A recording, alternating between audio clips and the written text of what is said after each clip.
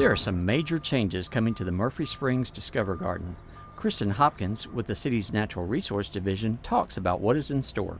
So Murfreesboro Park's Natural Resource Division, we've been looking at this site for several years now, knowing that it was really overgrown and full of invasive species.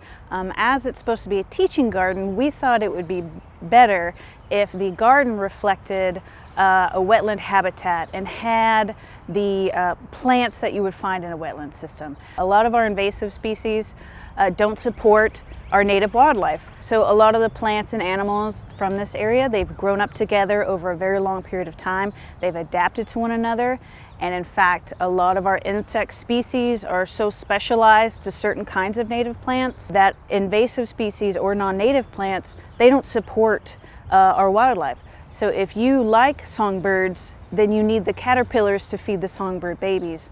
The caterpillars require certain specific native species to be able to reproduce and create more insects. So that's why it's so important for native species to be prominent in landscapes, especially this one that's adjacent to a natural wetland area. It's only going to make the ecological system, the ecological services healthier and more resilient to things like pollution inputs, which we see in this very urban area, the changing climate that we're seeing here recently, and it's only going to help with on-the-ground temperature control, flood mitigation, you name it. If an ecosystem supplies it for us, then those native plants are going to help it do that. So for the next couple of growing seasons, we will be going back in and removing as much invasive material as we can, and then we have a redesign plan that features pockets of different kinds of native species. Along the edge we'll see more sedges and more kind of wetland edge species, and then as we go up into the drier parts we'll start looking at what would occur in either a sunny kind of prairie meadow or something that would be more appropriate for a shade, depending on the situation. We'll be working with that redesign plan, and 100% of the plants that we put back in will be plants that we have grown ourselves in our native plant nursery here in Parks. So this project is going to take a few years to get going, and the reason for that is the invasives that were here, they've been growing here for 20 years. They're well established. They're extremely difficult to get rid of, and it's certainly not going to happen in one go. So we're going to spend the next 2 growing seasons making sure that we have gotten out every piece of non-native plant material out of this space. And what we don't want to do is we don't want to put good plants on top of bad plants. It's just going to make the management in the future that much more challenging. So as we replant this garden, we'll begin to see more wildlife come in. And this place is very diverse already, and we anticipate even more diversity coming into this one spot. It's only 20 acres, but it houses a lot of life. We'll start to see a lot more different kinds of songbirds, probably woodpeckers as well coming in.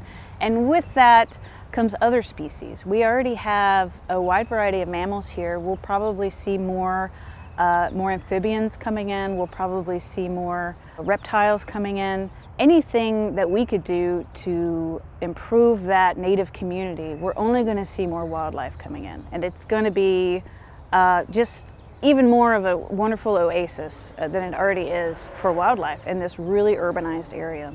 Some of the native plants that we hope to include in this planting are going to be some of our native sedges, which are really underutilized but really wonderful native plants. We hope to also put in some elderberry shrubs, some beautyberry shrubs, maybe a couple of more different kinds of trees like understory trees, and we will include some milkweeds as well. So we'll start to see those things. Like if we put in hop trees, we'll be seeing giant swallowtails. If we put in milkweeds, we'll start to see monarchs. We may put in some vines like coral honeysuckle, which will bring in the hummingbirds.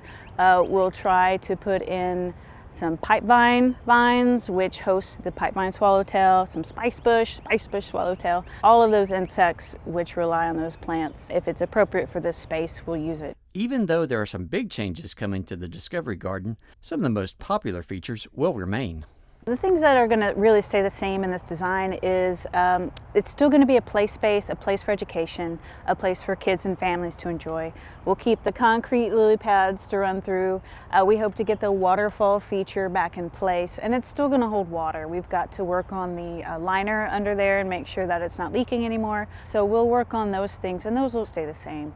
What's going to be different again is the level of diversity, and hopefully it'll be more beautiful with more color, different kinds of flowers, some grasses still, which will create nice fountainy spaces in between there, different kinds of sedges creating functional aesthetic spaces. So that's really going to be the main difference.